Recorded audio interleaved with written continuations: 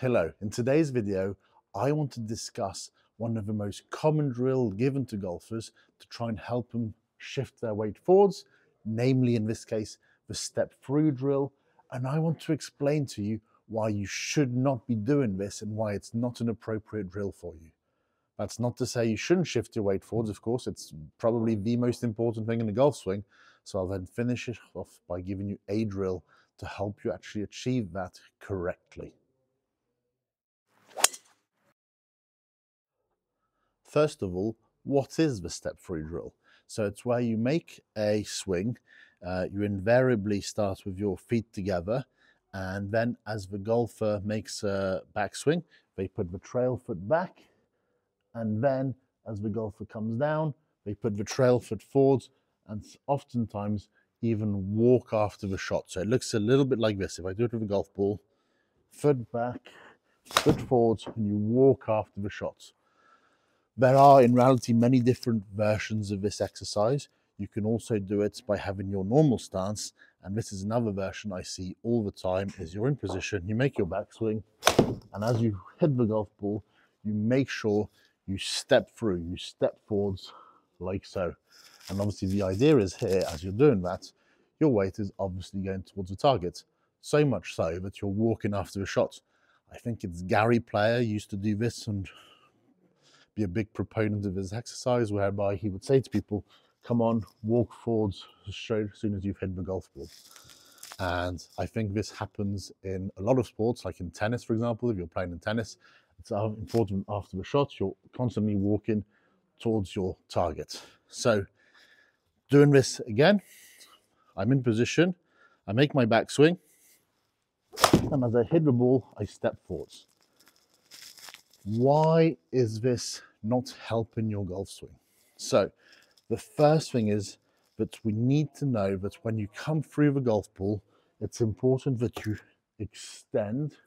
So you need to start to have your belt buckle move upwards. You need to start having your chest pointing up to the sky, and it looks a little bit like this at the finish. And you see this pretty well uniformly demonstrated by all of the world's best players. If you put them all side by side with the finish of their swings, they all look a little bit like so, a little bit like this, chest to the sky. What's happening when you do this exercise? The opposite, in fact. So if I make my backswing and then I start to walk forwards, notice how my chest isn't actually ever extended. I don't have the opportunity for it to point upwards towards the sky. Because in reality, when you're making these swings, as the weight goes forwards, as the hips go forwards, how do you not topple over? How do you not lose your balance forwards? Well, because your head stays relatively stable where it was, like so. So as soon as you make your swings and the head is going forwards like this, you're stepping forwards, you're losing your ability to extend through the shot. And that is a big problem for power, but it is also a big problem for your direction. So if you think of the typical amateur golfer, I'm not saying you specifically, but maybe, the typical amateur golfer tends to swing from out to in and slice the ball. If I was to do this step through drill as viewed from down the line here, what would it look like? You're at the top of your backswing, you're trying to step through, so you go like this. And what happens to the club shaft? You can see the club head moves off to the right-hand side. So the club head moves outwards. And as it moves outwards, it then has no choice but to hit the ball with an out to in motion like so. So you're your typical slicer, by remaining flexed like this in order to be able to walk through, you're making your swing direction go the most to the left for a right-handed golfer. You're making your club path go the most out to in, and you're already suffering with that if you're a slicer. So the very first reason that you don't want to do the step through drill, you don't want to be going like this through the golf ball, is quite simply that it prevents you from actually extending as you are supposed to, as you are meant to. Because that helps you hit the ball further, it helps you swing more from the inside for more of a draw bias. So that's reason number one. Now for the second reason you don't want to be doing the step through drill. What is meant to happen as you come through the ball is that in order to create speed, the hips start to slow down after having accelerated. That accelerates the shoulders, then they slow down. That accelerates the hands, then they slow down. That accelerates the club head, then it slows down, and the ball goes launching forwards. So it's a little bit like you are putting the brakes on. I make the analogy that if you have a whip or a stick in your hand, if you're trying to make the most whip, I would be going something like this, and you can really hear it cracking. You can hear the crack of the whip in the air, compared to if I'm not putting any brakes on, going like this. So if I start to do the foot forwards, what's effectively happening is there's no braking mechanism, and my hips, shoulders, hands, club head keep coming round at the same rate. So the feeling is you put the brakes on, and that enables you to accelerate the club head. So if I take my golf club and I'm back in position, and again, I do the weight for step forwards drill, I'm in position. If I do this, I'm no longer accelerating the club.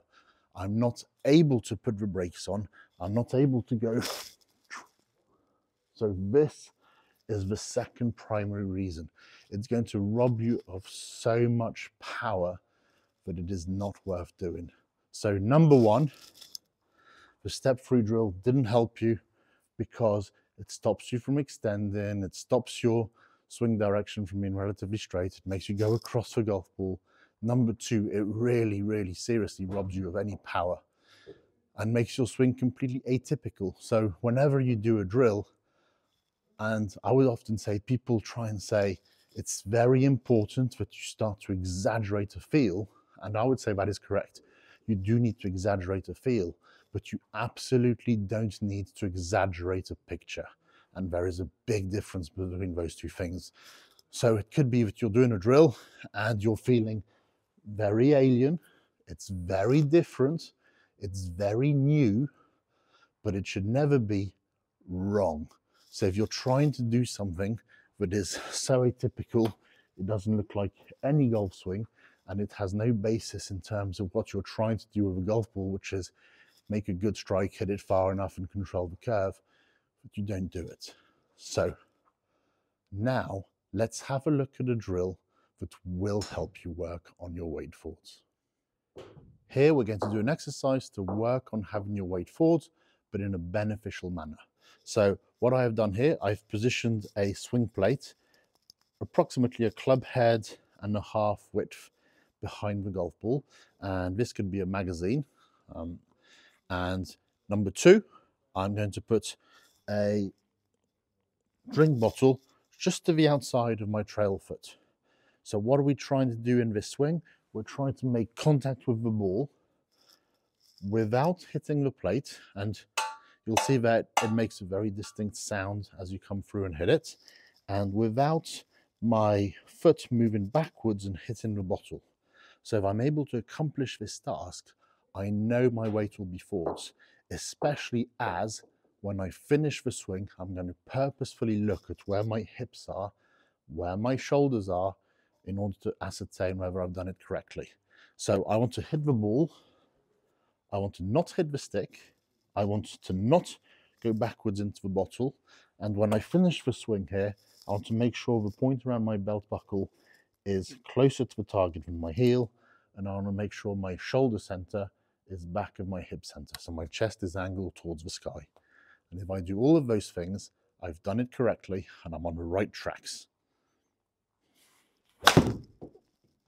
So I hold my position. I didn't make the swing plate ring a noise, so I know my low point was forward enough. I didn't come crashing into the bottle with my trail foot. Point around my waist is closer to the target than heels. My chest is to the sky. My shoulders are further away from the target than my hips. So I've accomplished all of those things. If I do it one more time, club head in a half, bottles in position, same checks, I didn't hit the plate. I didn't hit the bottle. Hips are forwards, chest is to the sky. I know I've done those things correctly. So this is a much more appropriate drill for you to be able to work on your weight forwards. Thank you so much for watching the video. If you enjoyed the content, then please don't forget to like and subscribe to my channel, and even maybe to share it with your friends. If you have any questions, then please do pop them down below and I'll do my best to respond to you. Happy golfing.